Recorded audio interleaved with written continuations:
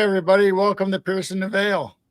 Happy Father's Day to all you Happy fathers. Father's Day to everybody out Yep. there. Hope you guys are having a great weekend. We've been having storms on and off like usual, and we got a lot of hot days coming up. So Real hot. we'll probably be inside. Hopefully, we'll be maybe adding another show, maybe an afternoon show sometime instead of the evenings. So we'll see how that goes. Today we have tonight we have a special guest. We have Lynn Monet, great author, lots of books, and speaker and guest on plenty of shows. She's, you see her all over. It's just, or at least the shows that we go to. I mean, we see her all over the place, and great experiences. And I have her link to her book pinned to the top in the chat. And also I have a link to Gaia for a special she did on Beyond Belief with George Norrie. So you guys can go check that out. Click the link and go watch her interview with George Norrie. It was fantastic. You guys need to check it out. And you have anything, Jane, before we bring Lynn up? I don't think so. All yeah, right, I'm looking forward to this, and everyone, consider getting her book, and she has several books and several on books. the way, and we'll talk to her a little bit about that and let her explain everything she's got going on and anything she's got coming up, so you guys can check her out and follow her. And let's just bring Lynn up and we'll let her explain everything. Hi, Lynn. everybody. How are you? You all are looking amazing this evening. Oh, thank you. So are you. So are you. Thank you. I'm at my house, the house in Louisiana, which is enchanted. And I know we're not talking about that tonight. That can be another show. But I am kind of sitting so that you might be able to see some movement in the very, very back here. So look for that. Look for orbs. Look for a little thing about under 3 feet tall that kind of walks past that front door. He also likes to squeeze his face between those rails right there on the stairs. Two kittens running around. So he likes to do that too. He did show up on the last show that I was on, as a matter of fact. So we'll see. He's definitely a blessing. So anyway, had a lot going on. So I'm so happy to be here tonight, and thank you so much for putting up my link for Gaia. That was a special thing. I had my queen bee moment. Absolutely. They crossed all the T's and dotted all the I's for me, and they flew me out to Denver, and I had a driver with a Lexus that took me around everywhere, and the hotel that I kid you not, talk about like I said, my queen bee moment, and put me up in a hotel that had this room had this huge bathroom with a separate glass shower and a bathtub, like one of those bathtubs that you soak and it comes up to your eyeballs. So I wore that out, and it was nice because I had no kids with me and no dog. And so I had the makeup artist and the person to do the hair and the whole 9 yards. And George, of course, is very, very wonderful and gracious. And they really, really treated me absolutely special. And then, of course, I come home and I have the reality of driving my Toyota Corolla. But I had my queen bee moment. I can say there that. You go.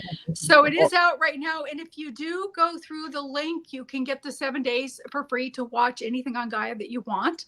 And then, hopefully you will sign up. But if you don't, that's okay too. At least you get the 7 days to watch some things on Gaia. And that's what I've been doing. I've been doing the last Sunday of every month with Cisco on Journey Through the Gate, a paranormal podcast. Yep. I've been doing the fourth Monday, which will be tomorrow, with Aquarius Rising in Africa with Chantel. I do that in the afternoons every fourth Monday. Have to kind of calculate that out because it's not like it's consistent with the last Monday of the month or whatever. But I've been doing that consistently. I'm on here a lot too. Yeah. Good thing. So I like that. I'm looking to be on Coast to Coast here coming up in the coming months as well. So yeah. Nice. Awesome. Yeah, we listen to Coast. We are always an Art Bell, you know, and all that. Then when George took over, we listened to him all the time. I used to work second shift, so it'd come on right as I'm coming home, or so, you know, depending on what's on, we'd be listening to that. And we always wanted Cisco, so we've seen you on Cisco plenty of times. And Aquarius Rising, we see that all the time too. And along with some other friends that we've had on the shows are on both of those also. Yep. Can you hear me okay? Yes. Okay, you're breaking up just a little bit. Maybe it's my end, yeah, because the electronics get played with too over here. So yeah. I was actually, well, I've been on multiple things, and you can go ahead and look them up if you want to watch them. They're all good things. I have a wonderful person who is going to help me edit my books. I'm hoping books. I know for sure book. The 111 Becca Drive that will be coming out. Currently, I have, of course, the Omnipresent book, which started the series. It's going to end up being a series of 5 books, starting with the haunted house that was so haunted that I was never able to move into it. I then wrote a second book of Omnipresent, What Happened Next, because everybody kind of wanted to know what happened to me, what happened to the house, what happened to the people that lived there. And I talk about stories. I also go into a section of mental illness and addiction, where when I went back to school later in life to further my nursing degree, I had to do a rotation through several psychiatric wards to meet my goals, for the class. And then I went ahead and I wrote Colors of Heaven, Beginnings Never End, after seeing my mother pass away, and some very beautiful things, and some things that I've experienced as a nurse for 40 years, and 17 of that being end-of-life care that I've seen over and over. And I just graduated with my death doula licensing, so I have that. I'm getting ready to start in July for the to become a MACE practitioner. So I'll be looking for people to do that on. Friends I need guinea pigs to practice on so that I can get my licensing for that, and I can explain more about that if you want me to later. Also, I have a third book in the Omnipresent series, which is the one that a lovely lady is going to help me with, called 111 Becca Drive. And this was a story about a townhouse that I was actually forced to live in because I had signed the lease. Excuse me. Let me get a little something to drink here. Yeah, you have some friends. Like my cup. Chat. Oh yeah, cup. What's on the cup? Woohoo, woohoo. Oh yeah. I'll be selling them pretty soon too. And once I get a little store thing created, I've just been so crazy busy. The 111 Becca Drive was a story about a townhouse units that were side by side, and there were 10 of them, and there was a naked ghost, of which is in the book, and I think I've even sent you that picture. I'm not sure of the naked ghost. I've never seen a naked ghost before until this one, and of course he's G-rated because he's covering his hands with his Johnson. Hi Renee. Anyway, that should be coming out here pretty soon as we're able to get that edited and out. It's actually been sitting for a year and a half. I'm currently writing the 4th book to the Omnipresent series, called Gnome, with a G, Gnome, Place Like Home, which will be an offshoot of 2 more books and children's books after that for that one. So that one kind of comes off of there, and then there'll be a 5th book finalizing the Omnipresent group, and a follow-up to Colors of Heaven. So and the Gap, also the Gap, what else your adolescent and teen needs to know. So I've got a lot of you're busy. Spoons in the pots. Yes, yeah. Going in different directions. Irons in the fire. You're busy, that's for sure. Yes, I have been. I'm getting a lot of people, reaching out, contacting me for different things. I've been on multiple shows with Dr. Jerry Marvinsky in reference to schizophrenia and addiction and things like that. And some people are reaching out to me for stuff like that. I've got people reaching out to me because they've got issues in their house and things like that. So I'm literally running almost a month behind on my emails because I've had so many. But I'm doing the best that I can. But anyway, and hi everybody. Hi. Yeah. Yeah, we got quite a few showing up, and you have a couple, I assume, followed you here from your socials. Yep. Renee, Linda, let's see, Renee Nagel, Linda Judd. I know she's in here because I saw a blurb pop up, and anybody else that I can't see the chat, but they'll let me know if somebody has any questions or anything. But I think tonight we talked that you would wanted to discuss more of the colors of heaven, the beauty. As there is a dark side to the paranormal, there's also a beautiful light side to the paranormal, and I think we were going to go in that direction tonight, right? Yep. Yeah. Okay. All righty. As I had mentioned, I've been a nurse for 40 years. I turned 61 in May. So, but and 17 of that has been in end of life care. And I've been able to see so many beautiful things being an end of life care nurse that I decided to write this book to help take the stigma of death and dying away. Hi, Linda.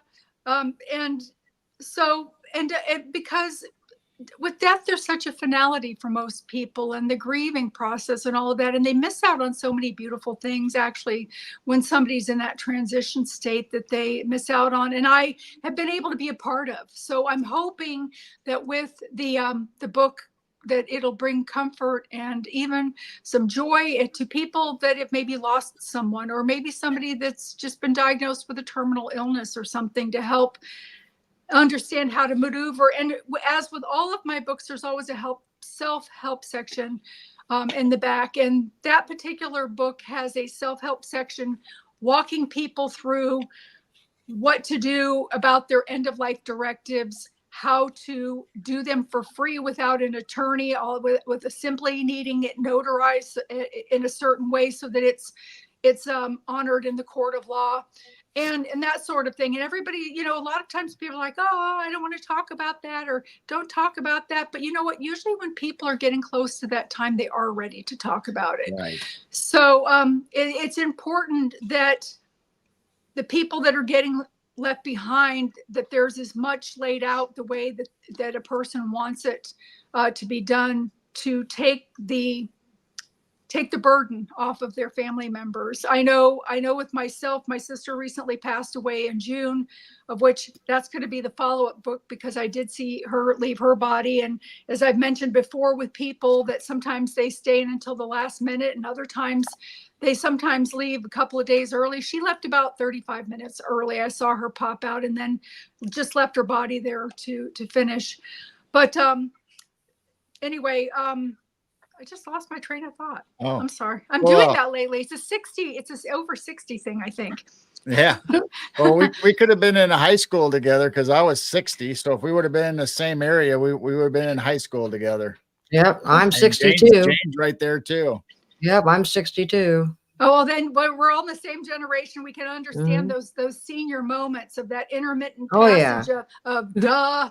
What? So, now, I was going to mention, just as a side note, that my mom just passed recently, and I went through my own little mourning. I was sad that she passed, but at the same time, I was happy that she was going to the other side. So I was joyful, and instead of being sad and mourning and being down and out and in depression, and that, I was actually happy and joyful that that she was able to transition.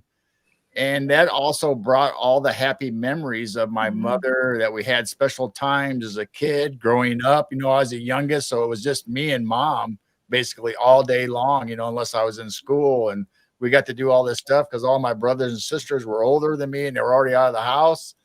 So it was sad that she passed, but at the same time, it was just a fantastic experience for me to relive all that stuff, thinking about mom and being happy and not necessarily sad, even though I went through that little bit of mourning. But I mean, you can ask Jane. I think I handled it really well, and I transitioned along with mom through this time.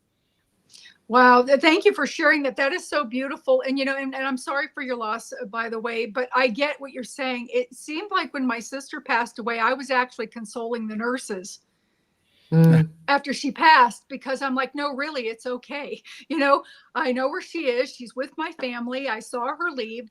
She's happy and healthy, and it's not like she's gone. And the thing is too, is with death, is that this is not the last time that you're going to see them. You will see them again. So same with your pets and all of that. And again, it has that finality that people just hang on to so hard. And it's like, no, they're on a long vacation. Just think of them on a long vacation in the most gorgeous place that you can imagine, and that you will catch up with them when they come back, or when you get your chance to leave to go meet them on that vacation, or in another country for that matter. If you could try to envision it that way, because the truth of the matter is that life doesn't really start until we pass.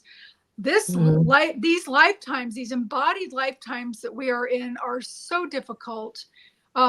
And we have so many things interfering with our paths, and it is a blessing, and we're actually seen as heroes when we cross over as well, because of all that we've been through that way, which is a beautiful thing too. And the thing is also that people don't realize is that the time is different. We're on linear time, so everything is about seconds and minutes and days and weeks and months, but over there everything is timeless. So for them, if to put it in linear terms, for lack of a better word, even though keeping in mind that it is timeless over there, one of their days could be equal to like 25 of our years. So it's like we're only gone for 3 days and then we're back to the other side, if that makes sense. And I'm not saying that, because some people, if they hear that part, they'll be like, oh no, there's no time. Yes, that's right. But the only way that I can put it in a way so that people could understand how it seems to them when we come and go, that's how that goes. But I have seen so many beautiful things that can't be denied in my profession, as well as my mom passing. And where would you like me to start with that? I can start with patients, or I can start with my mom. It doesn't matter to us. Well, we'll get to both of them. So just pick one and we'll go from there. And okay. In being in the medical field, if you can't touch it, taste it, and see it, it doesn't exist. And you're crazy if you talk about it. The medical field treats the physical body. They attempt to treat the emotional body, which with medication, but they don't treat the energetic body. There's a fourth thing that needs to be treated. And I'm hoping as time progresses and more of this awareness comes out, that the medical field starts to engage and connect more with this energetic, field. But the thing is when people start to get close to death, they start seeing loved ones, or they start talking about, that they're going to be leaving the next day or whatever. And the medical teams, they think of this as hallucinations. So they run and they get the medication, but there are some things that just can't be denied. I had a patient, and multiple patients. I'll start with Abigail. Abigail was a lady that came to the facility that I was working in with her husband, because their health was declining. I worked in a, hey, Kathita, I worked in a facility that had 3 levels of care, and they were wanting to come in on the independent, and eventually she had fallen and fractured her hip. So she ended up on my unit, which was the skilled unit. And she was in my care for a while. And there was one day in particular that I came in. I worked the weekend night shift as a Baylor shift, 12 to 12 as a single mom, so I could be home Monday through Friday with my kids. And there was one night in particular that I came in, and she said to me, Lynn, do you think I'm crazy? And we had built up a rapport, so I was teasing her a little bit, and I'm like, define crazy, Right. And she's like, no, I mean crazy. And I'm like, well, no, of course not. Why would you even say something like that? And she said, well, I see my parents. She said, and I know that they're both dead. She said, and I know they've been dead for a long time, but I see them and it makes me happy. And now the doctors are going to put me on medication because they say that I'm hallucinating, and they're going to start giving me this medication for hallucinations. And I don't want to take it because I don't want to stop seeing my parents. And I said to her at that time, I said, well, a couple of things. I said, number one, in report, they said that you're going home tomorrow morning back to your apartment. I said, and number two, as your advocate, as long as you are of sound mind, which you are, you can refuse to take that medication if you don't want it. And I mean, this lady was so sharp. She knew every pill and what it was for. So anything different, she would identify it and say, what's that? You know, so even if the pharmacy got the same thing, but from a different company, so the color was a little bit off, she's like, what is that? You know, type thing. So I told her that, and she seemed to be happy with that. So of course, the next day she was discharged, and several months later, her health started to decline, and she ended up on my unit again. And this time, in addition to seeing her parents, she was talking about seeing a woman with a little girl that would come to visit her. And they were so real to her that she would sneak cookies and cakes and sweets from the dining room in her purse back to her room to give to the little girl. And of course, this was creating a bug problem, and we had to stop her from bringing her purse to the dining room so she couldn't stash stuff, and we'd have to check her pockets, you know, before she would go. But there was one day in particular, a friend of mine needed the day off. She worked a day shift, and I usually work the nights, but she asked me if I would cover her, and I said, well, sure, yeah, I'll come in and cover you. And this particular day, I was all of the patients were back in their rooms. It was after lunchtime, and I'm pushing my treatment cart down the hallway to start treatments. And I pass Abigail's room on my side here, and I see her sitting in a recliner in her room, and she's leaning forward with this piece of yellow butterscotch wrapped candy. And the way that her room was set up is there was a large picture window with an air conditioner underneath. So, and anybody from another country, because I think there might be some people here from other countries, kind of like those American windows with the air conditioners underneath is what it looked like. And she's off to the side in her recliner. So she's leaning forward, and I'm like, and I'm passing by, and I see this little girl and this woman standing behind the little girl in front of her. And I thought, oh, wow, you know, Abigail's got visitors today, because Abigail had she was an only child. She had no children.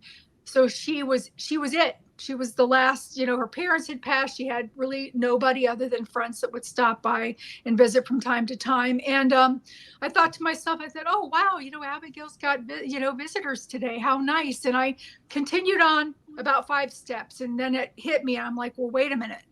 You know, I don't remember those people signing in at the nurse's station. So I backed up. I knocked on the door frame and asked if I could come in. And when I walked in, there was nothing there. Now there was no way that those two people could have walked out of that room that quick. I mean, it was 30 seconds. 1, 2, 3, 4, 5 steps. The way that I see ghosts is that out of my peripheral vision, I can see them as plain as I can see you. They're close enough. I can tell eye color, hair color, how they've got their hair styled, what they have on. If they're at a distance in front of me, they appear opaque, kind of like a reflection in a glass, looks like our own reflection. If we're walking up from outside towards, say, a shopping mall, and they've got those big plate glass windows like at JCPenney, and you see yourself walking towards the store, they look like that. And if they're very, very close by, there's a waffling to the air. And so I'm standing there, and off to my side, I see this waffling to the air. So I knew that they were still there. And all of a sudden, Abigail says to me, she says, I want you to meet my friends. She said, isn't the little girl beautiful?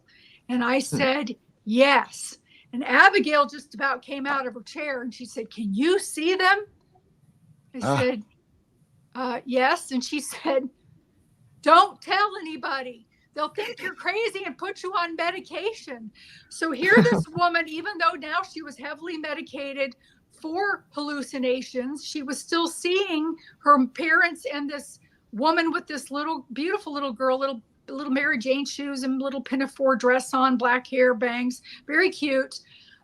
She was still seeing all of these people and just knew not to mention it anymore because she didn't want them to give him any more drugs. And because they were not hallucinations, the medication wasn't doing anything.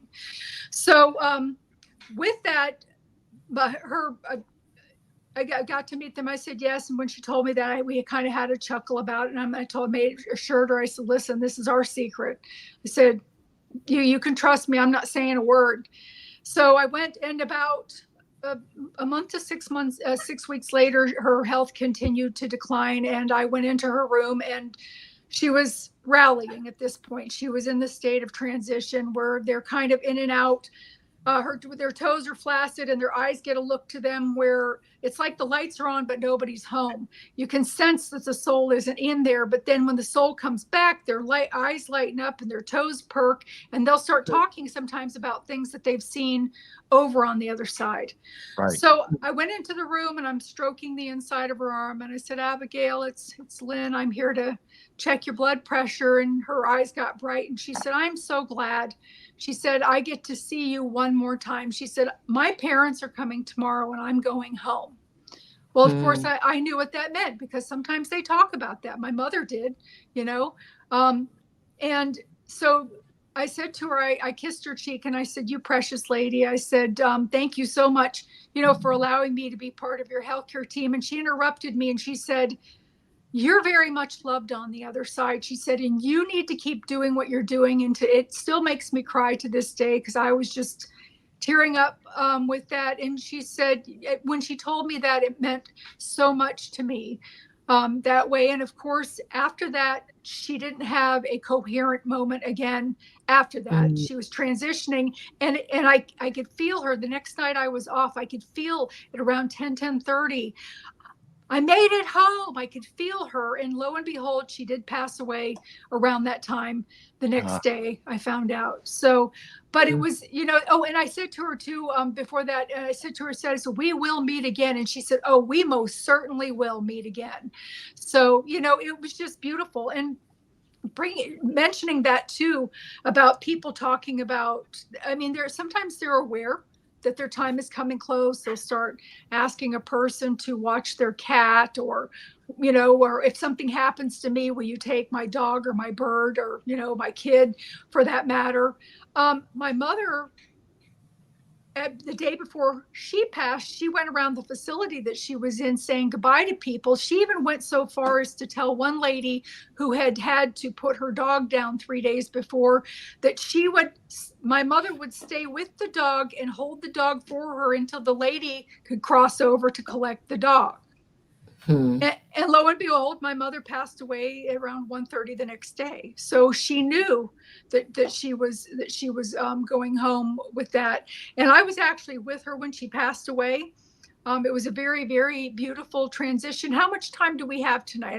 I want to make sure that I'm not. We usually do an hour and a half to 2 hours, depending on what we get into, or we don't want to end a story midstream or anything. Okay. Do you think everybody has that sense when they're close to transitioning? I mean, depending on if they're medicated or, whatever's going on with them physically. But if they're just a normal person that's not struggling, they're just getting weaker and weaker, or, getting ready to transition. Do you think most people realize that, have that experience? I think most of them do, whether they talk about it or not. They kind of know, because they'll start to worry about things. Like, I had a lady that was 45, and her husband called me to tell me that she had passed away. And he said, just yesterday she was talking about the dogs that we adopted, and to make sure that I wouldn't give them away if something happened to her. He said, and then I woke up this morning and she was gone. She had passed in her sleep. So even though she wasn't saying directly, I'm going home tomorrow, or I'm going to meet my maker, or whatever, she was aware that she wanted to make sure that her responsibilities were covered. Or somebody might, have mentioned out of the blue, oh, by the way, did I ever mention I wanted to be cremated or buried? And oh, don't talk about that. Don't talk about it. No, I want to be cremated. I don't want a funeral. Save the money. Go on a trip and think nice things of me and save the money. You know what I mean? So, but people aren't ready to hear it when the loved ones are ready to talk about it. So, which kind of makes it hard, because again, death has that finality to it, and it really isn't. Like, again, we don't start living until we cross over to the other side, and we can shed the need for money and the need for, all kinds of things like that, and all of the negative emotions. That's another thing too. When my sister passed away, and I wanted to mention this, it's going to be going into the sequel. So spoiler alert, it's going to go into the sequel of Colors of Heaven when it does come out. When my sister passed away, as I said, she left her body about 35 minutes earlier than her body finished breathing, and the heart kept going. And she wanted to be cremated, and she wanted to have her ashes taken to the ocean, to the ocean that we played as children together on. And so I honored that. I took her, I had her cremated. But the thing is I wrapped her ashes up in a towel, and I'm carrying them down to the beach. And there was something about the ashes that I couldn't stand to carry them close to me, even though they were familiar, that they were hers. But something that I've learned recently is that our bodies are made from the earth, and then the soul comes in from source. Okay, but our body, and that's why our bodies are left behind on the earth. They're created on the earth. We give birth, you know what I'm saying, and all of that. Mm-hmm. But then they get left behind. But even when the bodies are left behind, once a person has crossed over, all of the negative emotions, the jealousy, the anger, the animosity, any of their habits, their addictions, any of those things are all left behind with that body. So the gunk is left behind with the body, and they pass over with love and elation and understanding, even, with people, maybe somebody cheated on them, but they understand then why, that happened, or maybe they cheated on them in a lifetime before or whatever. So, but they have a different understanding. So they don't have that anger or anything like that anymore. But the thing is I had to take my sister's ashes and put them into a sand pail to take them back. And I put a paper towel over them to carry them down the beach, to carry it away from me, because I couldn't stand the negativity coming from it close to my body. Because even though it was familiar, but it was all of because we're bits and pieces, we have our angry moments, we have our loving moments, that sort of thing. So we're a mix of everything all stirred up. Well, when that sifts and separates at the time that we cross over, the gunk is left with the body. And even though it's familiar gunk, and it still feels like the person, it's all of the leftovers, if that makes sense. Right. So what I've realized is that a lot of times people want to take ashes and put them in a pendant and wear it, or keep a little bit of this or that. And the thing is really you're keeping the leftovers, and if you are sensitive to energy, you will feel the negative vibe coming off of that. And it doesn't really bring the comfort that you expect. If you want to have a piece of the person, take a snip of their hair before they stop breathing, so that life of all of the elements are still stirred together and not sifted and separated. Then you have all of that together in that hair.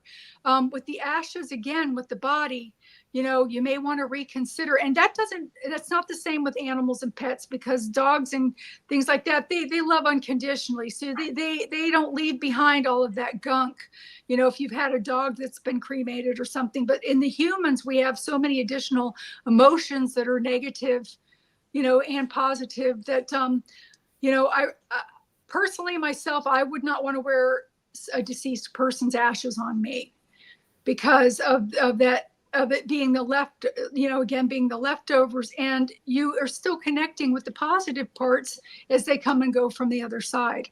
So I wanted to make mention of that, but I have several other stories if you want me to share them about people passing, if you like, including my mom's passing. Yeah. But I have a question about the ashes, though. So if a person isn't an empath or don't really have that sensitivity, do you think the ashes on the pennant would still affect the person negatively, even though they don't realize it, or? Yes. Yeah. Yes. All right. Yeah, 'cause I was wondering, because I'm just saying, some people, have them on the shelves in their house, or, whatever, or but like you said, pennants now, people are making them into fake diamond rings that they wear and pennants and all kinds of stuff. So I was just curious about that. If it bring negativity into your life, even if you're not an empath. Well, it has a negative energetic pull to it. It's, I mean, why would you want to have a ring made out of crap? I mean, because that's kind of what it is. It's the leftovers, it's not the good parts. It's the not so good parts. Right. So, it just, yeah. I guess people that don't follow this or not, I don't know, awake or enlightened might not think of it that way. They just think, oh, it's my loved one. I want to be near them. So they don't necessarily think of the other aspect of them passing. And like you said, what they leave behind is all the negativity and the stuff that belongs in this world. Yes. Yes, that's true. And I'm mentioning it here because as on this show, this is not the 101 class. This is the advanced class. So people that come here to congregate and visit and talk, they already know that these things exist. They're not just learning about them. They're already in agreement. They know that, that there's a Bigfoot, there's cryptids, there's angels, there's aliens, there's, ghosts and things like that. They already know that. So, and anybody that comes into the room that kind of hears it for the first time might be like, wow, these people are crazy, but part of it's going to resonate with them and the seeds are planted. They'll come back at another time, or, when they experience something that they need to reach out for. But I'll be happy to, I've got one other one too that's beautiful. Before I share my mom's, I had a patient named Edna. I love this story. I have a lot of people in the room have already heard this like 3 or 4 times. She was a blind lady. She had been blind for 10 years. She was on my unit for 2 weeks. And her son and daughter come to the nurse's station and tell me that mom's talking to people in the room that aren't there. And of course, I expected this because they start to come in, when they're in that transitioning stage. So I was walking down the hallway to her room to comfort the son and daughter more so than to go in and comfort her, because I knew that Edna was fine. So when I went into the room, she's sitting at a slant and she's reaching up into the air as if she's being given something very, very delicate, and she's smiling. And I said to her, Edna, who's here? And she just very matter of factly says, George. And I said to her, no, she said George. And then the daughter said, turned as white as a sheet. And she's like, well, George is my father. She said, my father's been gone for X amount of years. And then Edna pipes up and she says, and he's glad that you're taking good care of Pixie. Pixie was Edna's poodle. When George passed away, Pixie had to be taken by the son because Edna couldn't care for the dog being blind. Pixie was still an elderly dog, but still very, very much alive. And so he told me the story about that. And he said, do you think my mom's hallucinating? And of course, here I am in a medical facility. I can't just come out and say, no, I think your dad's here. So I have to kind of play it and put it back on them. And I said, well, do you think she's hallucinating? And he's like, well, I don't know. And I said, well, do you mind if I try something? I said, I'm not trying to change your belief system. It's been my experience that loved ones do come in to help their loved ones cross over at the time of transitioning. And he said, no, that's fine. And I said, Edna, can I ask George a question? And she nodded her head yes. And I said, what color is your son's shirt? And she said, yellow. Now, keep in mind that she's been blind for 10 years, no shadows, no spots, nothing. She couldn't see anything. So the son got it in that moment that his father had to have been present in order for her to know that he had on a yellow Ralph Lauren polo shirt. He had on a yellow short sleeve Ralph Lauren polo shirt. And, and the thing about it is, and in that moment, he says, hi, Dad, and he got it. They talk about hallucinations. How does a blind person hallucinate if they can't see? Right. Mm-hmm. And so that really brought it home for me. So in that time, if I had any doubts at all, they were immediately washed away because, I mean, you know, there's the proof right there that it's not hallucinations and stuff like that. So, and I love to share that story because it really, really hits it home for a lot of people that way. But I have the story about my mom to share if you'd like me to. Yeah, we have one question that dealt with what we were talking about earlier. Okay. It's Henry wanted to know if the logic applies to grave sites, and I would think so. Yeah, because the body's there, so a lot of the negativity is there too. But you know, the thing is a lot of times people do connect with some of their loved ones at those sites, which is why they can go in with those boxes and they can hear them talk through. But you have to be a little bit careful with that because right now the veils are so very thin between the dimensions, and we have so many parasites, for lack of a better word, that are trying to disrupt lives right now as the dimensions, as the energetic dimensions start to elevate. And a lot of us are feeling that elevation where, you know, our gifts are becoming more in tune and intact, and things like that. And there are other people that they just seem slower, you know, and you're like, wow, is this what they mean by the transition of that? But yes, and a lot of times too, there are spirits that are coming through that are mimicking our loved ones. And I've even had recently, Katie Turner, as a matter of fact, was one, and another psychic friend of mine that was telling me that when they do readings, they have to be careful to ask certain questions of the spirits in order to be able to identify the fact that it is really the spirit that they're speaking to. Because some of these aliens or reptilians or whatever it is that's coming through that are mimicking people that are familiar to us have gotten so good at it that it's even hard for them to tell. So my son is a prime example. He was sleeping in this house, and my entire family, my immediate family, I have a half sister and half brother from my father's first marriage, but the 6 of us from my parents' marriage, I'm the only one left. So my mother is around my son a lot to help guide him with things. And there was one night in particular that it was like 3:00 in the morning, and he's awakened with her standing next to his bed with 3 other people that he didn't recognize. And he's like, Grandma, what are you know, why are, you know, I got to get up for work in a couple of hours. Why are you waking me up? Because normally they're not invasive like that. They don't have to come and wake you up and stand next to your bed. They just come through your dreams, you know, and usually it's something very warm and pleasant.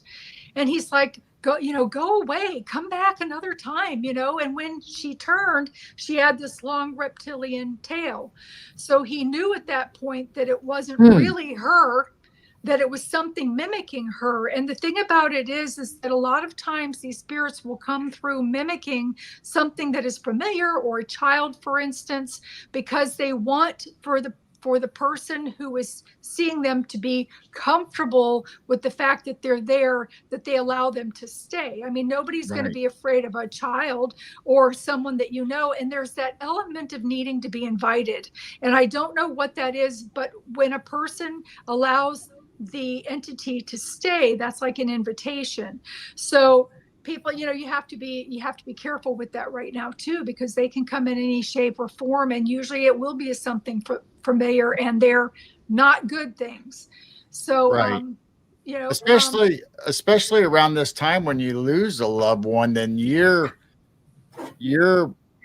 protection or vibrations are low. If you're mourning, if you're, you know, sad, and so you're bringing yourself down, and these things can come in, like you said, like a familiar spirit, and so you're putting emotion and all that into that spirit if you're believing that's your mother or grandmother or whoever it is. So you really are attaching to that, so you can bring that negativity, that I'm going to say evil, to you. And so, I mean, they should, I mean, I don't know if everybody can feel this, but like being an empath, if somebody has that ability, then they should be able to feel that the frequency or vibration is off, that it's a low, a negativity to it, you know. And I think a lot of people might be able to pick that up, but they just so in, like, you know, I want to see my grandma again. I want to spend time with her. And that's how they get lured in, I think. Absolutely. And and I'm glad that you mentioned that part of it, because they feed off of the negative emotions, the sorrow, the anger, the bargaining, all of the things that you do when you go through grieving. They feed off. It's their chocolate, it's the lush. I call it their chocolate, because they just feed on it, and it enables them to do more physical acts. So you have to be careful around that time. Plus, if you're in an area where a person has passed away in a house, it usually leaves a portal open that has to be closed, because things will come and go through there that you may or may not want there. But no, absolutely, it does. And there was something else I was going to mention too. On that line that you were talking about with with people leaving, there is a way to tell, which I have found to be effective with everything across the board, because recently, inheriting my sister's house that has an active elemental that I thought was a ghost, because they look like ghosts, they're just little tiny ones, type thing. I had to learn some other ways to protect myself. And the one thing that is for sure is that negativity hates love, because some of these things that are approached that are evil, even if they're mimicking a parent or whatever, they don't have the ability to experience that emotion of love. So I've told my son, because I'm like, well, what you do is you sit up at the bedside or wherever you're at, and you focus in on your heart, like sonar rings of pink love light coming out at the source, and feel it filling the room if you're not sure. Now, the difference between a negative spirit and say your mother, the spirit that really is your mother's spirit, is the negative spirit is going to hightail it out of the room like there's a bad stench. Okay. But your mother's going to relish in it and stay, because that's what she is. She is of that vibration of love. And I don't care if it's aliens, demons, anything, you pick it. The way to determine which is which is to send that love vibe at them, because nothing negative can stand to be around it for very long. Yes, so I agree. Yeah, sending love out is the most powerful thing that you can inject into the universe and into your realm. And you're right. I mean, they cannot stand a true form of love or joy. It's just like arsenic to a vampire, or a garlic to a vampire. I'm sorry, not arsenic. Well, yeah, absolutely. Yeah, no, arsenic might not be a bad thing either, but no, you're right. It is very, very important. People don't realize that, how much power they have simply by admitting that love light out, and it is so important, because it will make them run like there's no tomorrow. And it would, and also it shifts things, even in situations where you may be arguing with someone, or you may not like somebody at work. You send that love in first before you go in, and it tends to balance out the day. Not only that, they've recently found medically that not only does the brain have memory, the heart has memory.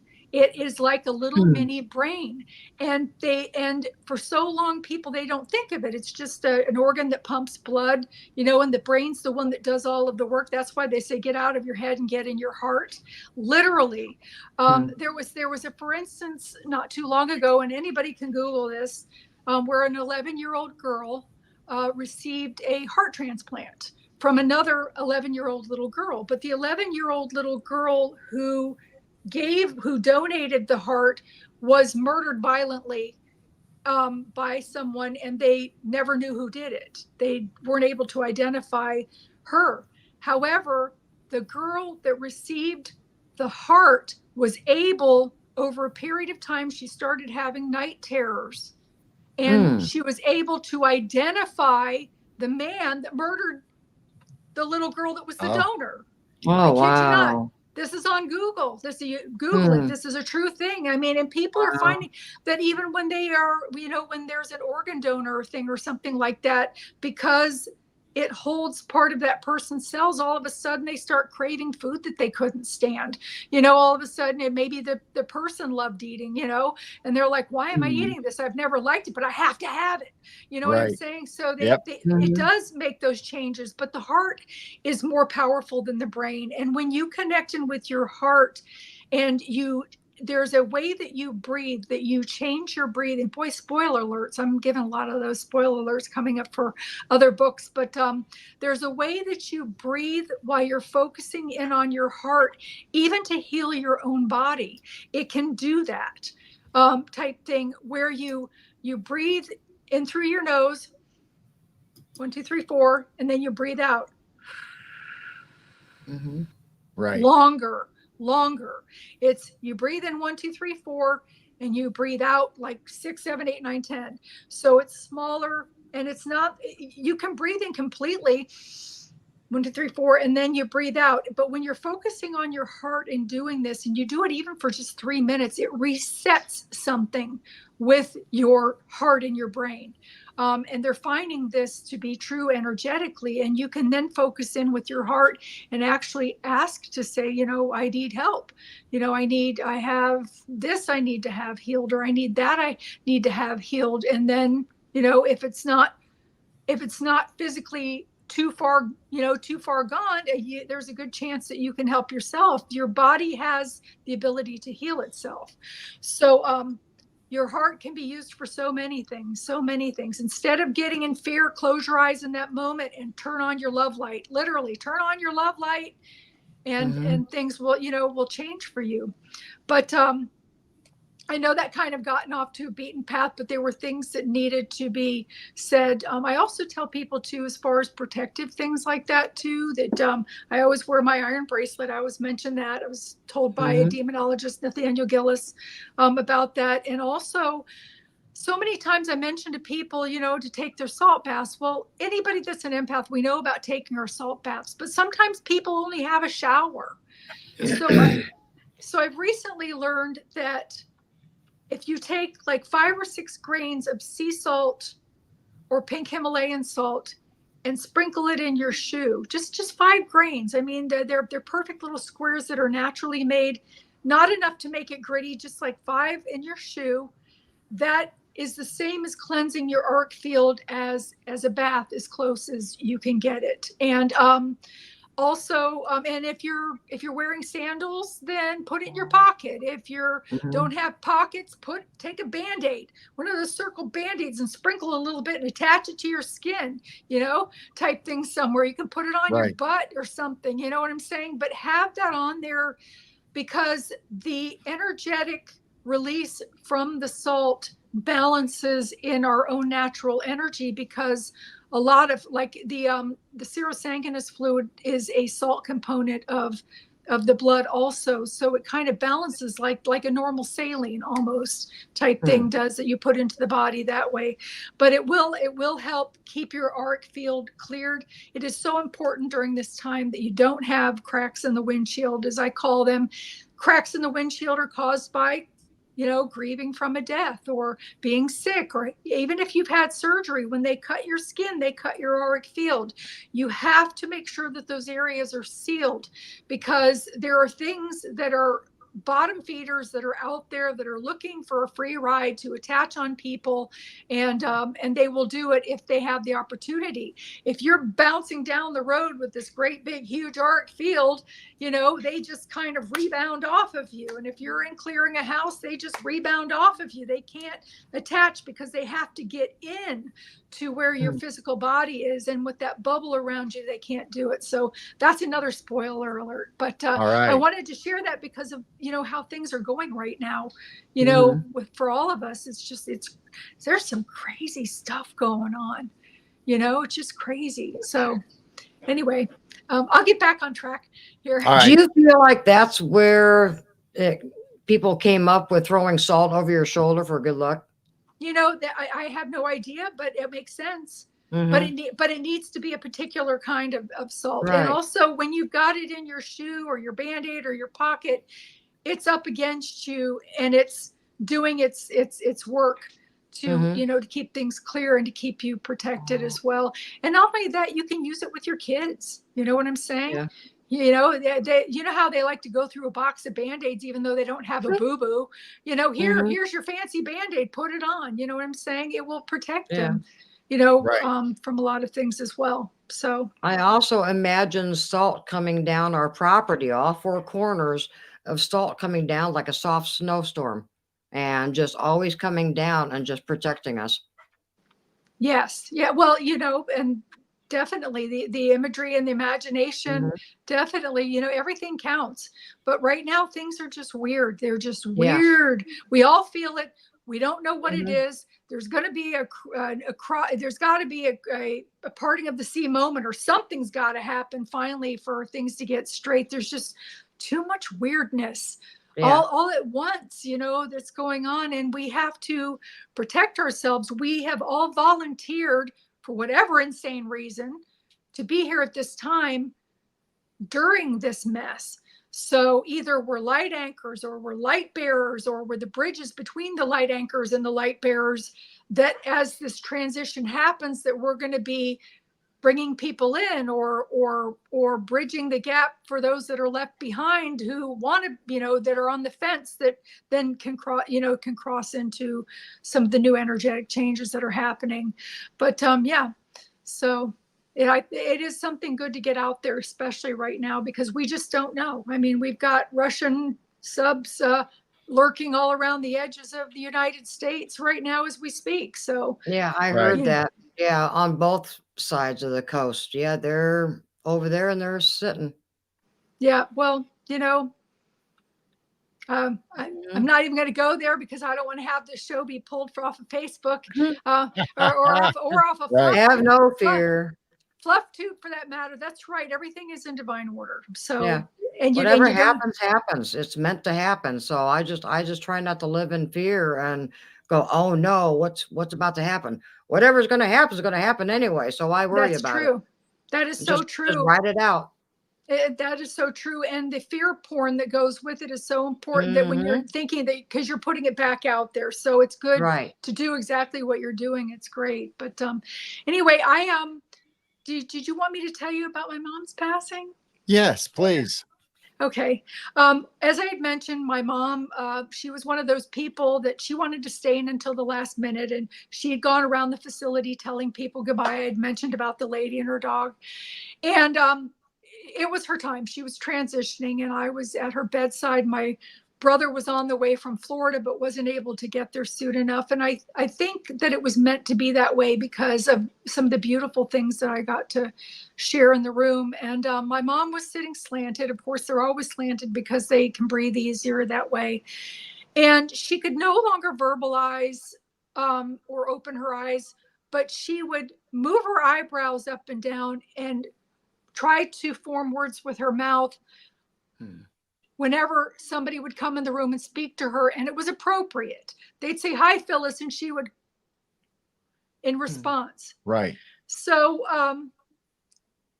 as I'm sitting there next to her, I'm holding her hand, and I notice on the opposite side of her bed, there's this ectoplasmic misting that is filling just wall to wall, ceiling to floor on the other side of the room. And I can see movement.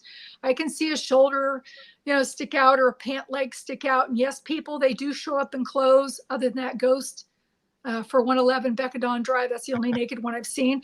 But look, just think about it. If you're getting ready to transition over and your loved ones come to help you cross over and they show up naked, you'd be like,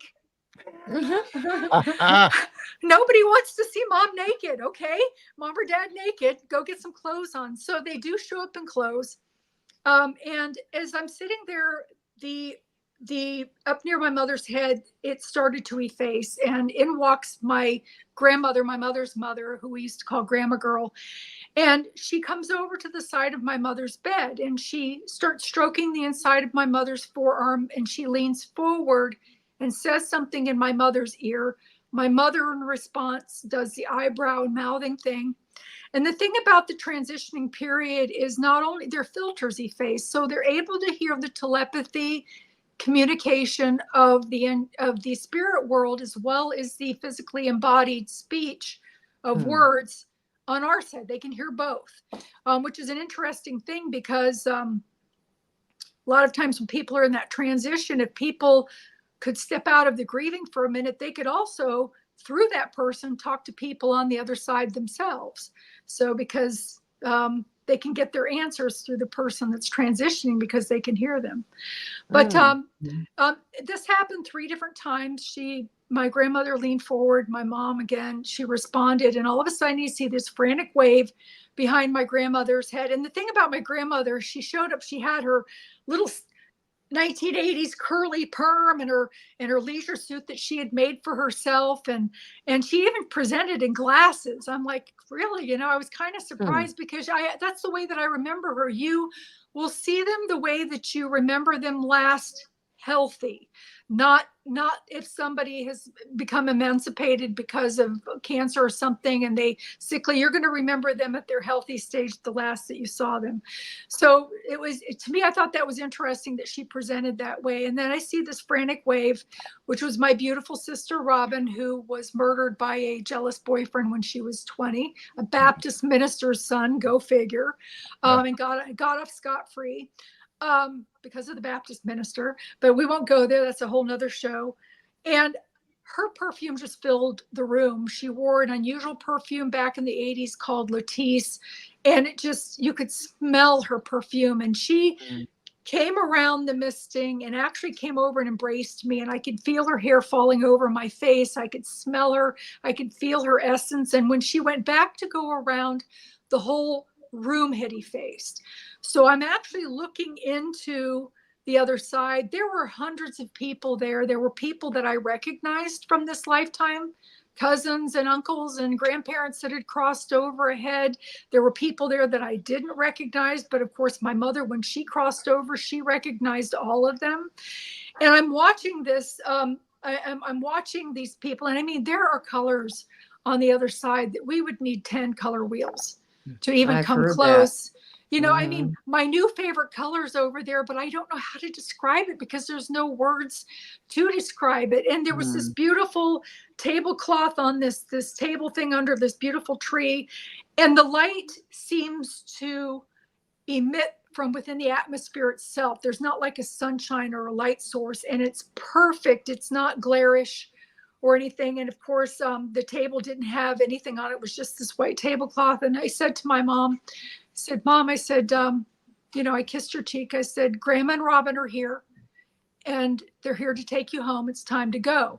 And of course, my mom did the mouthing and eyebrow thing to me and literally took her last breath in about 10 minutes. So as I'm sitting in the chair holding her hand and I'm watching the festivities on the other side, I noticed this group of beings gathering up towards the head of my mother's bed, and like in a football huddle, but they were like overlapped, like almost like a peony flower, because they were like double layered. And when they opened up, my mother's spirit was standing in the center, almost like they were going to stabilize her spirit feet. And my mother was just beaming, and the people were coming up one by one to greet her, and she was just so happy. And I remember thinking in that moment that oh, wow, I wanted to come to the party too. I didn't want to stay because I was a single mom and I had kids, but I wanted to come too. And the thing about it too is that the elation and the love and the feeling that comes from that other side, there are no words to describe it, and there's no feeling that can touch it, but you can't help but smile.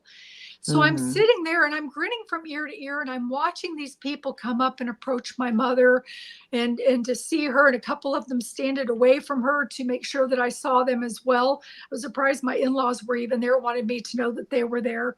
And then all of a sudden I look over and I notice that my mom has stopped breathing. And I remember thinking to myself, I'm still smiling because to me, I can see my mother. She's not dead to me. She's standing right there being greeted by all of these people. But I think to myself, oh my God, what if the nurse walks in right now? My mother stopped breathing. I'm sitting here smiling. She might think I did something to her. I mean, that's not a normal response, Right. Right. So I called the nurse, and the nurse came in and pronounced that my mother had passed. And I said, well, can I, stay in the room a little bit longer, because the festivities were still going on and I didn't want to miss out. I wanted to watch. So she said, of course. So I'm watching. This literally went on for like 20 minutes our time because there were so many people that were coming to greet her. And then the room kind of started to thin out. The thing that I found very, very interesting about this is that this is where the galactic comes together with the spiritual, and everybody's right. I'll say that. There were, in addition to angels and the loved ones that were there were these magnificent beings that walked with the angels, but they didn't have wings, and they appeared to be from somewhere else. I don't know if they were male or female. They were gorgeous. It didn't matter, but they were luminous, and the white hair, they were just absolutely beautiful. And, you've got to think about it, that we're all energy, and energy can't be created or destroyed. So, and not only that, it would be ignorant on our part to assume that we're the only species. With all of the stars in the sky that there have to be solar systems around some of those stars that are acting as light sources for other solar systems and beings on those planets. And when they complete their life cycle, they have to have a place to go too. So, so it was interesting to me to see these. I mean, these beings were so tall that the ceilings in the room were 10 feet ceilings, and their head, it kind of cut them at their head right here as they were kind of walking through the room, and you would see the top of their head when they would kind of bend over a little bit. But as the room thinned out, my mother and my grandmother and my mother started walking, and they were filing out past me on the opposite side, which there were windows. And I don't know if that's just a coincidence. They say crack a window if somebody passes. I don't really know if there's any relevance to that or not, but they were headed for the windows. It could have been the direction that they would have been headed in anyway, even if it had been a wall. But as they started to file out, my mother had beautiful legs, and I recognized her legs because I could see her lower half and then the energetic vibration to her top part because she was so close to me. She was still in her patient gown as she's walking past, and they all made contact with the top of my head, and it felt tingly. And then they ended up leaving. And I, since then, I communicate with my mom. She's around. I've had some funny things happen too, if you'd like me to share those. Sure. Okay. My mom was, and a lot of people have already heard this in the room, but some people that haven't. My mother used to always make the turkey for Thanksgiving, and my mother passed away in July. So that duty fell to me. Well, I had never made one before. So I'm trying to get the turkey all ready, and all of a sudden I hear my mom come through like a megaphone, and she says, "Don't forget the aluminum foil." And I'm like, I don't need any aluminum foil. I want one of those brown turkeys like the kind they have on TV. Well, I found out real quick that the breast burnt and my legs were raw, because you need that aluminum foil to even out, the cooking. Yeah. So we ended up having hamburgers. I say that carefully because one show I was actually pulled on because the people that monitor these things on YouTube are from India, and beef is sacred. So they pulled me because I had mentioned that. But anyway, so that, and I'm like, Mom, I should have listened. But there was another thing too. I asked her, I said, Mom, don't you ever miss the taste of potato salad or the barbecued ribs or the brownies that you used to make? And she comes through like a megaphone, and she's like, well, we don't eat here. And I'm like, yeah, I know that you don't eat there. And she says, but we do everything by thought. So like, for instance, if we want to go somewhere, we think of where that is, and we're instantly there. She said, but when it comes to food, we think of the food, and the taste and the sensation of eating it comes to us as if we are eating it. So, and you think about that with Ben and Jerry's, or some of our favorite foods that we like to overindulge on. Wouldn't that be wonderful to be able to do that with no calories, Yeah. So, but I thought that was interesting because, and that explained why that table, there's huge reception and no food. Where's the food? You know what I'm saying? Because we're all about food down here. So anybody, wondering that way too. Also, they have sex. They have, well, it's not like sex like what we have here, but it's an energetic merging that they come together, and a coupling, by the way. So, but it's not done for making babies. It's done simply for a very loving act of pleasure. So, yeah. By the way, my mother comes, frequently and visits, and and I know that she's very, very busy on the other side, and I'm so thankful that she's there. My father then passed after her, my brother 3 months later. Now my oldest sister, and of course my youngest sister passed away first, and they're all together waiting for when I get my turn, in which I'm not afraid to die, but I need to finish raising my 15-year-old first, and then I'm good to go. Whenever my time comes, so that I'll be ready to go. But I mean, I have so many other things, even people with Alzheimer's that talk about seeing spirits before they pass. And I'll be happy to share that too, if you'd like. Now we have one other person that mentioned something, and I don't know if it's really a question or if they want help or if they're just mentioning it as something going on. I'm not really sure. It says, Lynn, my mom died 2 to 3 years ago. I did the eulogy to say goodbye, but I'm still grieving and I can't get to her grave. In the last few months, my parents are visiting in my dreams, but don't say is she's mad. So I don't know. She's not mad. Hi, Jeff. She is not mad. And they're visiting in your dreams because that's what spirits do. And a lot of times the messages that they leave, you may not remember when you wake up, but you will have gotten them at a subconscious level. And also, don't worry about going to her grave. She's not there. She's actually around you. If you want to talk to your mom, just talk to her like we're talking. They can hear you. The thing about it is when they cross, whether they cross over or not, and you do have the choice of crossing over or not at the time of death. And there are some people that choose not to cross over for whatever reason.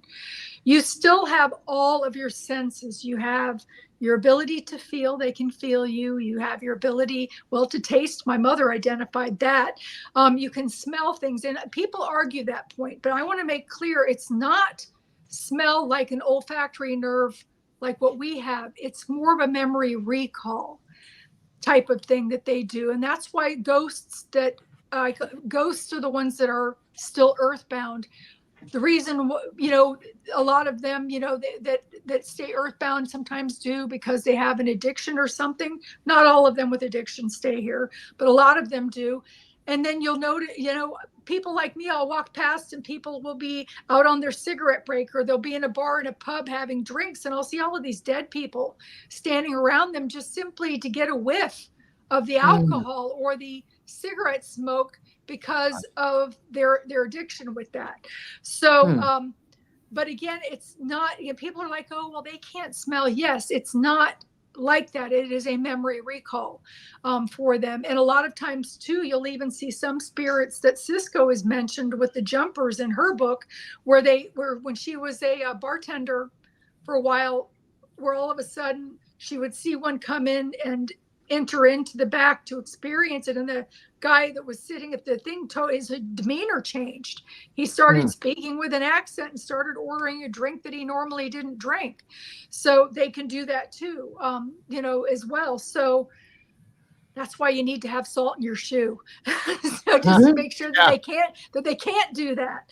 But yeah, so there's a lot of interesting things, and everybody has heard the story about Dapper Dan, which a lot of times people that choose not to cross over, it's for various reasons. Sometimes they don't feel worthy. A lot of it is based on traditional religion, where maybe they did something that they feel that they're going to be punished for, or maybe they've been watching over a loved one, a pet, a child, or a parent that they expected to have passed before they did, and then they ended up passing first.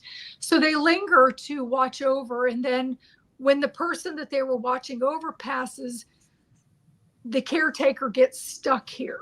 So they kind of lose their way. And if you go on any kind of, not expedition, what's the word I'm looking for? Oh, the paranormal things where they go hunting ghosts. What is that? Investigation? Yes, investigations. Thank you.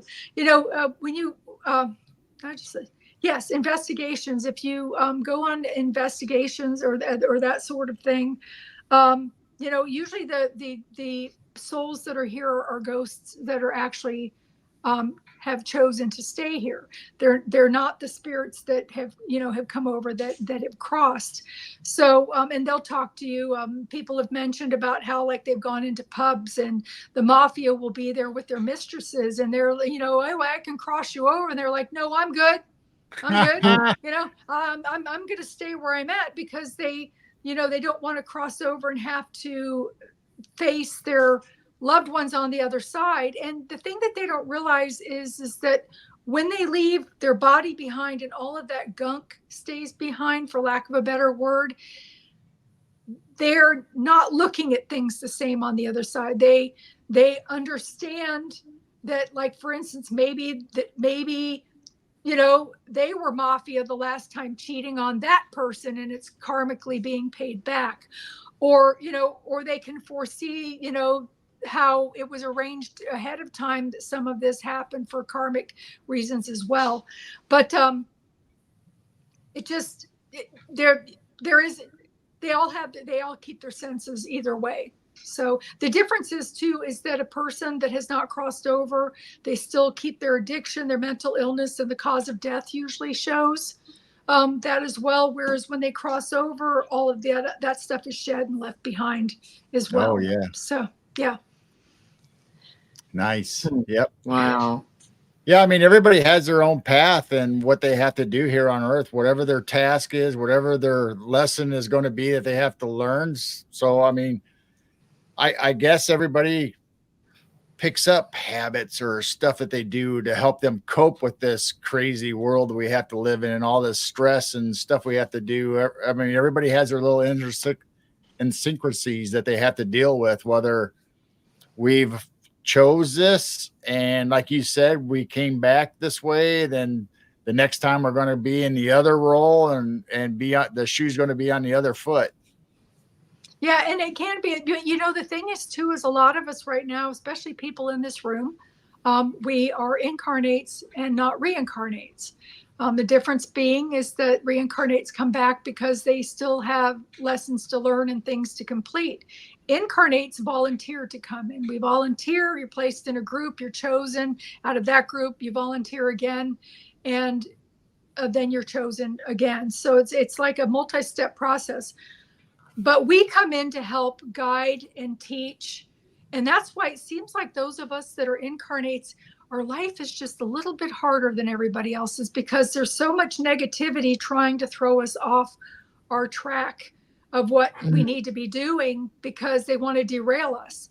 But, and the thing is too about ghosts, whenever you see a ghost, it's always looking forward or down or side to side, but it's never looking up. And what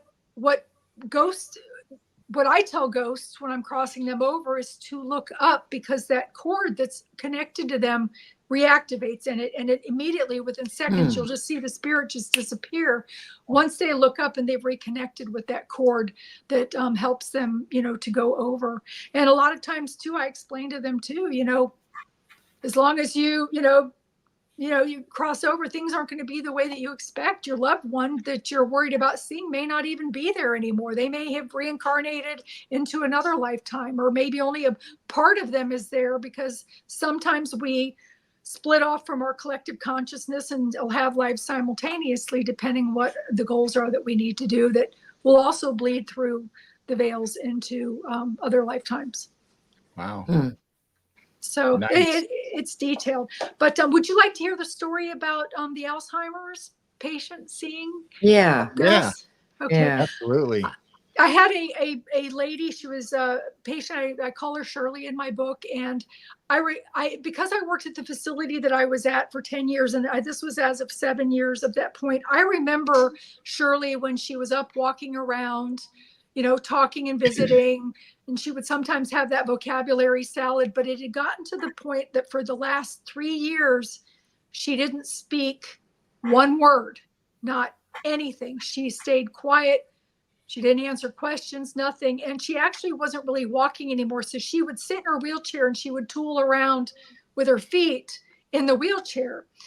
And I came in on duty. I was at the nurse's station. I was going into the back to get my charts pulled to get everything ready for me to start my med pass. And I noticed that Shirley's sitting in front of the nurse's station, looking down the hallway. And down the hallway that she was looking in, the very first door on the left was a lady that was actively passing. She was in the state of transition at that time. So all of a sudden, I'm in the back and I hear, "Take me home, take me home, please, please take me home." You know, I'm like, who is that? So I come out and I'm looking down each hallway. I'm checking, you know, around, and Shirley's still sitting there, and I'm looking for whoever it is that's calling, "Take me home," and they stopped. So I just assumed that either a nurse or a CNA or somebody had gotten to the person and redirected them or got them what they needed. So I turned and I went back into the back again. And just as I'm getting into the doorway towards the desk, I hear, "Take me home, please, please take me home." And I turned around and it was Shirley. Ah. Yes, it was Shirley. And I hadn't heard her voice in 3 years. And so I walked over to Shirley and I stroked her arm and I said, "Miss Shirley," I said, who are you telling that you want to go home?" And she pointed down the hallway in the direction of the lady that was passing. And she says, "Look at the angels. Aren't they beautiful?" So, and she actually passed 3 months later herself. So she was in that stage, but she was seeing the angels and the loved ones that had come to collect the lady that was actively transitioning and hadn't passed yet. She did pass within the hour. But the thing was, is when I first looked down the hallway, I didn't see anything because I do this thing I call look. It's second sight, and I can turn it off and on sometimes. But then when I looked again with second sight, I could see the angels literally bulging into the hallway from this lady, right through the wall of this lady's room. And that's what Shirley was seeing and calling out to. And I thought that was amazing. And of course, after that, she never spoke again either. But she, "Please, please take me home." She could see them. She knew that she wanted to cross over and get out of her body. She recognized that they could take her home. So you just never know, you know, a person with Alzheimer's, how much they're actually remembering, but they still have the ability to see things as well. And I thought that was very. It was wonderful for me to get to hear her voice, but the fact that to learn that she could see the lady, you know, the angels that were there too. I also had a lady. I was in the room. She was actively transitioning, and her niece is there. And a lot of people in the room have heard this story too, but I'm going to tell it anyway for those who have not. And the niece's name was April, and April's aunt was my patient who was passing. And my patient says to April, she says, "When are you going to have those little girls? I want to see those baby girls before I go home to Jesus." And April turns and she said, "Well, I'm 45 years old and I'm in menopause. I've been trying for 25 years to have children. I've never been able to have any children. I don't know why you're seeing these children. It would be a nice thing, but it's impossible. I'm in menopause and I can't have any children." And my patient speaks up and she says, "No, these are your little girls. You're holding one in each arm." She said blonde ringlet hair, chocolate brown eyes, and they have dimples and they look like you. And she said, "And I want to see these baby girls before I go home to Jesus." And again, April responded. She said, "Well, I'm sorry, you know, that's impossible because I can't have children. I don't know why you would be seeing that." So about 6 months later, her aunt passes. About 6 months later, her uncle also was on my unit for surgery. Her father came on the unit, who also was with us for a little while and eventually passed. So with that being said, I got to see her over a period of about a year and a half between the uncle and the father being on the unit. But 6 months later, I see her on the unit and she's got a baby bump. Yeah. And wow. So I'm like running over. I'm like, "What you got there?" You know, and she says, "I have 2 twin identical girls." So she was Oh. pregnant with twin identical girls. And she said, when my aunt passed away, I was pregnant, but so early pregnant that I didn't know it. And Oh. so lo and behold, I got to see those children 2 other times. Once when they were about 6 months old, and then got to see them toddling. And when they were toddling, they'd go down the hallway and they had these little blonde curls that were almost white. They looked like angelic fuzz, but they would bob, and they did have brown eyes and dimples, and they looked just like the mom. Oh my So God. yeah, so the Oh. lady was seeing them, and I mean that's not the only one. I had another lady who was an only child, and she'd never been married. And her mother was passing, and she says, "There's a little boy here calling me grandma." And she turns, Susan, and Susan turns to her mom, and she says, "Well, I'm an only child." And she was close to 50, or maybe even 50. And she says, "And I'm in menopause, and I don't have a husband, and I don't know why there would be a little boy here calling you grandma." And she says, "No, well, there's a little boy here calling me grandma," and described him with brown hair and stuff like that. And it just so happened that her mom was transitioning, and Susan had gone to the break room. She met a gentleman whose wife had just passed away, and he was in the break room waiting for his sons and daughters to arrive for that. And they befriended each other, and they spoke over the phone for about a year or so. And I'm telling you this because I ran into her in a grocery store afterwards, and she told me the story. And then he finally, after a year, had the nerve to ask her out. So, he asked her out, and they ended up getting married 6 months later. And she, went to the doctor and thought she had mono, and doctor checked her over, and he says, "You know what, I'm just going to do a pregnancy test." And she's laughing about it. And of course, the pregnancy test was positive. And he was concerned that because when they did the exam that she seemed to be farther along, or maybe that there was more than one baby that she was pregnant with. So he had her come in to do an ultrasound, and turned out, that she was a couple of months along with a healthy little boy. And Wow. so she ended up, it was funny because she was telling me that she, on their anniversary, that she got a little blue onesie and some little blue socks, and wrapped them up in a package for her husband's anniversary gift, and hands it to him. And he says, "Who's having a baby?" She says, "We are." And he says, "Oh, well, there goes the boat." Because here his kids were all grown and raised, So anyway, but I ran into her, and I hear her and this lady talking, and this little boy was probably like 3 years old, and he was sitting in the front cart at the grocery store. And I walk across, and I'm like, "Susan," and she says, "Hi," and I'm like, "Who's this?" And she says, "This is my son." I'm like, "Your son?"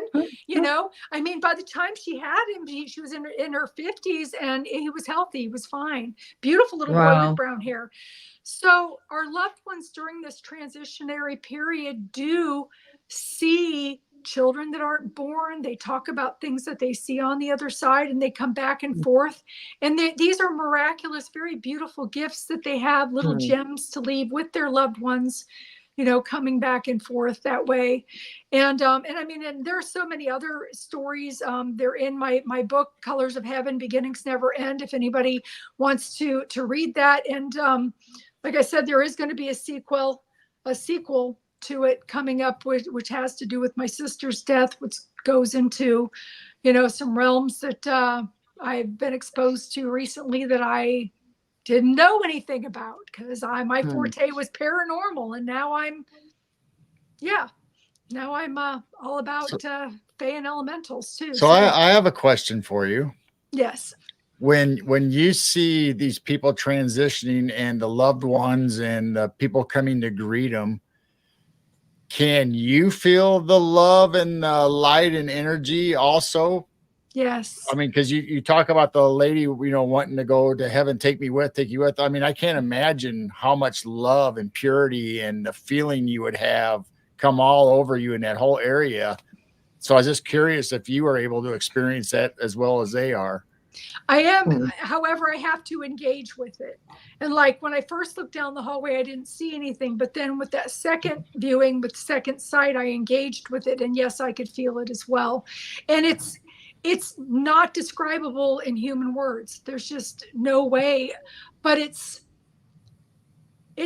like something that you have longed for and you have missed so much, but didn't know that you were missing it until you get a taste of it. You know what I'm Right. saying? Kind Yeah. of thing. I don't know how else to put it into I mean, it'd have to be the words. purest form of love and It purity. is. I mean, it's hard to imagine or even think about, but even just now, I mean, I was like, I want it.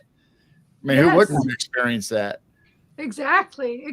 But it is just, you know, even thinking about it now, it just kind of brings it back to mind of how beautiful it is, and it's just the warmth, and it just yes, you know. Mhm. But you know, people don't realize too that they can make pacts with their loved ones, even if they've crossed over or if they haven't. And I made a pact with my mom before she passed away, and I'll be happy to share that with you if you'd like. Yeah. Yeah. Okay. Keep in mind that people can hear you. Your loved ones can hear you. You can talk to them the same as we're having a conversation now, and they can be, you know, hearing that. My mother had cancer, and she decided not to go through any more treatment.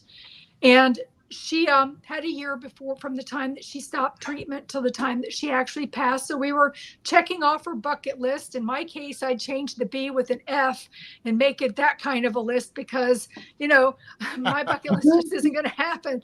So a bucket list for her, where, I mean, she had her lasagna every week, and she took her to visit friends and to go see, and took her camping. She had never been camping, took her camping in a tent, and all of these things that she wanted to do. But the thing was, is that I said to my mom, I said, you know, Mom, life gets so stressful, and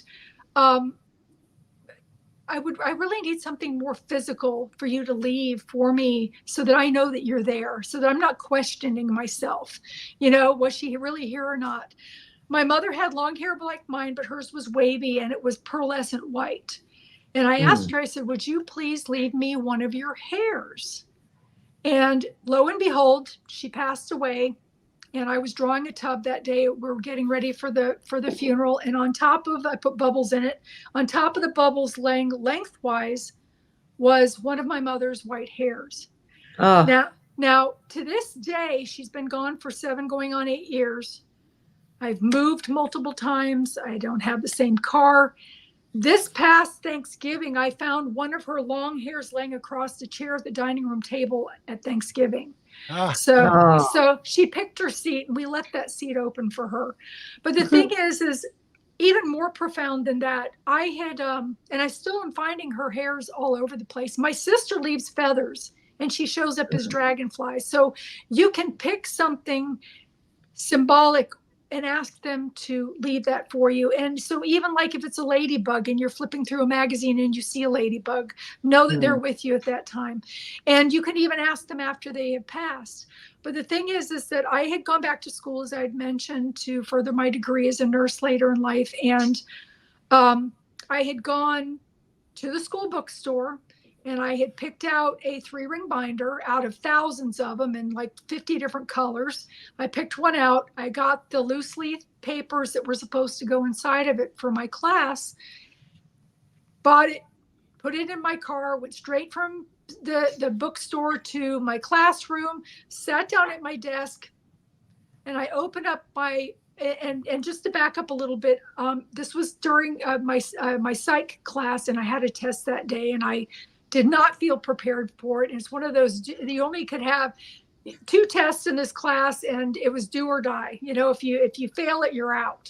So I was like really sweating bullets. And so when I sat down at my desk and I opened that 3-ring binder, in the middle ring was one of my mother's hairs in the teeth of the binder. Now, there is no way. I mean, I bought it at the bookstore out of thousands. I brought it straight to school and opened it. And here's this long, beautiful pearlescent hair in the center teeth. Now, granted, if it was a fluke thing and it got there, it still brought me comfort anyway, but I'm sure it was my mom. And in that moment, I realized, I'm like, thanks, Mom. I knew she was there with me. cheering me on and being supporting me, through this test type thing. But, people don't realize that they can communicate with them that way. They can move things. They can move feathers, things that are lightweight. They can turn pictures around. They can leave things on seats. So definitely with your mom, Gerald, definitely make a pact with her. Something that she collected, mushrooms, toads, butterflies, something that she collected, you could ask for her to leave with you. My sister had a bird aviary, and I find feathers all over the place. I find feathers in my house that are parrot feathers that are blue. I've never had a bird in my house before, but also I find the blue jay feathers, and I find the feathers from the robins outside. Whenever you see those, it's an indication that they're with you definitely at that time. And keep in mind too, that they can be 6 places simultaneously. This was verified by my father, who had a near-death experience. And I'll be happy to share that too. But so they can be with you driving to work while they're sitting at the breakfast table with your sibling or your wife or your children. They can do that. They can be 6 places. My father had he'd gone for his physical. The doctor was checking his eyes, and he noticed that he had bulging veins in one eye, which is indicative of a clot somewhere occluding that was causing that bulging. So they immediately sent him to the hospital that was across the street and found out that he had a very large clot that was moving up a major artery that was going to clog it, and that within like 10 hours he could die from a massive stroke. So they had to do surgery on him in order to remove it, because there was no way to dissolve it fast enough. So the surgery was successful, and my father was in the recovery room, and he wakes up and the nurse is putting morphine into his IV line for pain, and something just came over him and said, "No, don't take that." And he said to the nurse, he said, "No, I don't want that." But it was too late. And she said, "What? This is your pain medicine. You don't want it?" And he said no, but she had already pushed it through. And all of a sudden, he said that everything went black and he could feel himself floating. He said that he remembered going up towards the ceiling and actually flipping over for a minute and seeing all of the crash carts coming in, trying to resuscitate his body. And then he turned and he continued to float upward. He said that he was in a dark tunnel that had all of these glistening stars and lights in it, and it was very warm. It was like being bathed in a warm bath, and the love. And he said that he could sense other spirits in the in the peripherals that were also passing and going upward. And he said that in that moment he was able to see my sister that had already passed. And but in that moment too, he was able to be 6 places at one time. So he was with all of his remaining children, which he had 5. It's 6 total, but he had 5 living children, and his new wife from Russia. And he knew that all of us would be okay, except she didn't know how to drive. She didn't know how to balance a checkbook. She didn't even know how to get herself to the grocery store. So he was given an option to either stay or leave, which sometimes happens. You'll hear people having near-death experiences that talk about that. And he chose to come back. And he said that when he came back in, that he could feel the weight of his body and the pain and all of those sorts of things. And of course, he finished up, got her driving lessons. He lived 10 more years. He got everything in order. But the thing that was ironic is that I had a shirt that was a white shirt with pastel stripes on it. It was my favorite shirt, so I wore it a lot.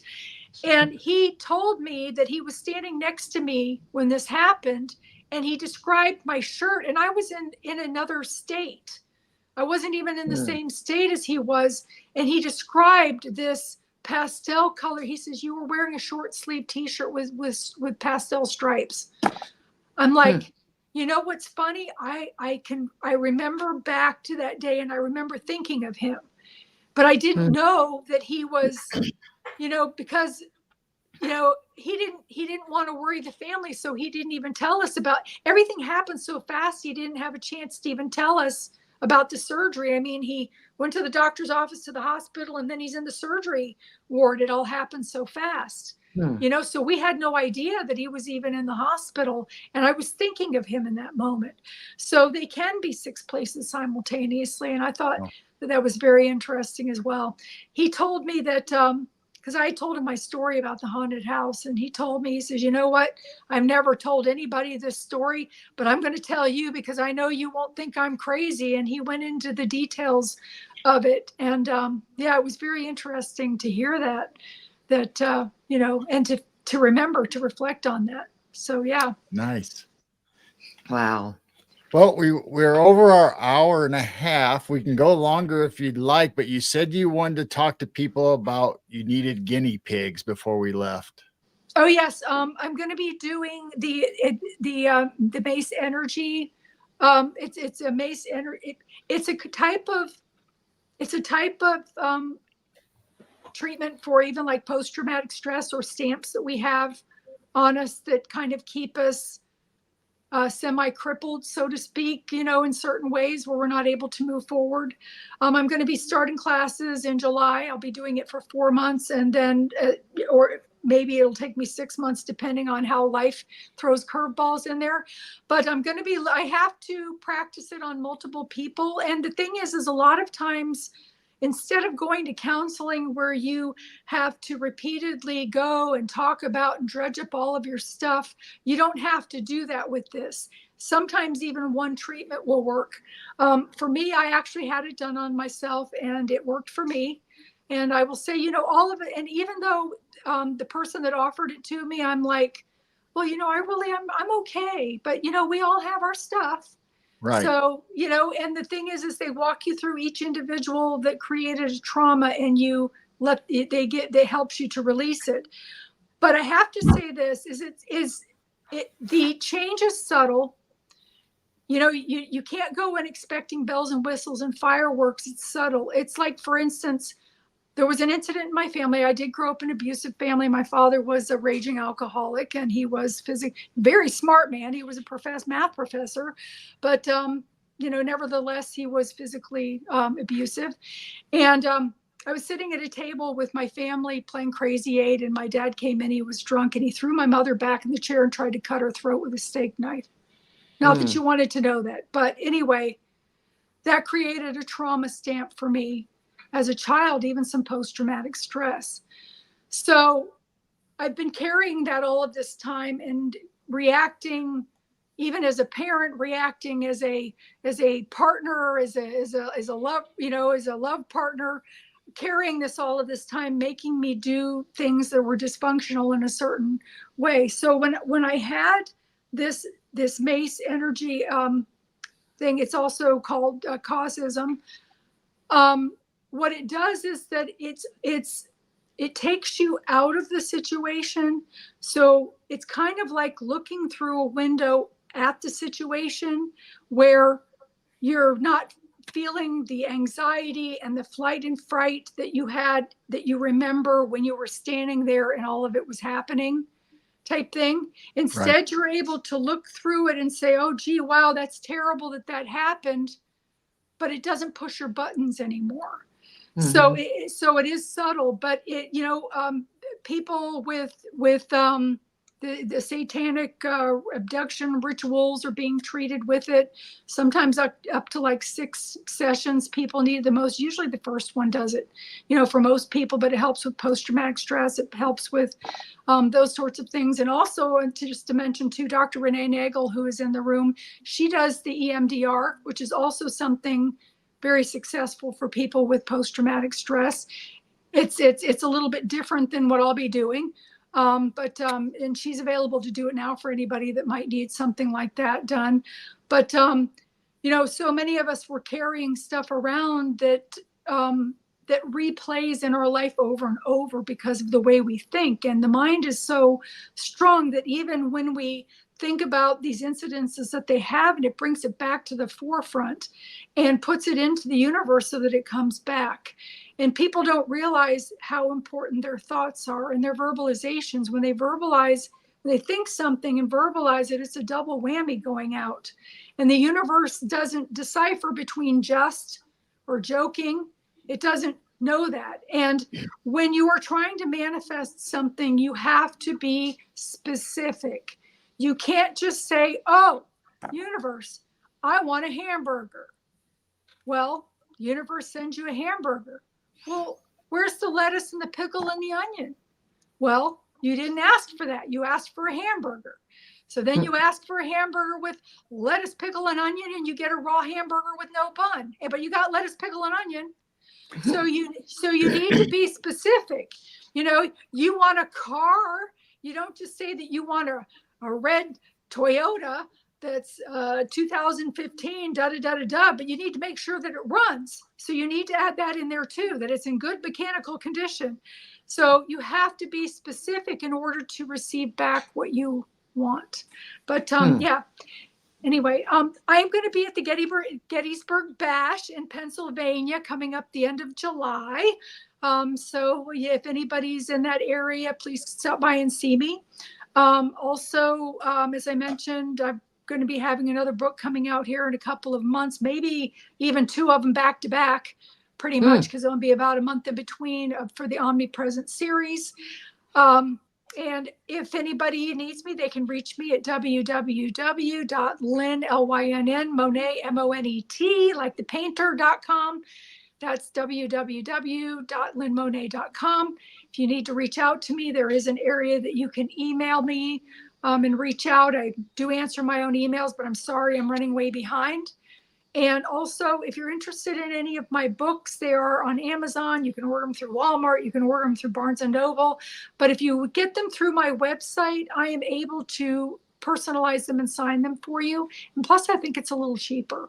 So definitely, reach out to me and do that. I have your website and your other information in the description. I put that in before the show, and I have your Gaia as one of the first comments. So I'll probably have to repost that again. Okay. And in reference to Paranormal Pixie, yes, they are done remotely. Yes, they can be done definitely over the phone, or if you want a face-to-face, they can be done over Zoom or WhatsApp or anything like that. So yes. But you need so many for your class though, right? Like you said, 4? Yes. No, I need more than 4. I probably need like 15, okay. 15 to 20, to be honest. So okay. anybody that wants to be my first victims, I'll be happy to do it. And it's free. It's free. So, yeah, I'll be reaching out to anybody, you guys, if you want, let me know. I'll be putting out an SOS, and then you can let me know, and then we'll do it. But the thing is I have to record it while we're doing it so that the instructors can review it and make sure that I've been doing it correctly. Okay. So, right. and again, you're not mentioning your stuff. You're not talking about your trauma in it. So nobody's going to hear about, any, you were molested or you were this or you were that. It's not going to disclose any private information that way that, may be sensitive information to you. It covers all the HIPAA things too. So nothing that way. It's a different kind of treatment, and it really, really works, people. So okay. I've done it. I'll volunteer for that if you need people. I will definitely reach out to you. And like I said, I wouldn't be recommending it if I hadn't tried it myself and it worked, because a lot of stuff doesn't, So, but yeah. And then you can just let me know how it worked for you, and, vouch for me when the time comes. So, all right. Absolutely. Looks like we got volunteers in chat. I'm sure. I've got a couple of, Jim said, I'll do it. Well, and Jeffrey, go to her website and send her an email or message to her website so she can put you on a list or start getting a list together. Yes, that would be great. Absolutely. And I appreciate so very much you both having me on. It's such a pleasure to be here.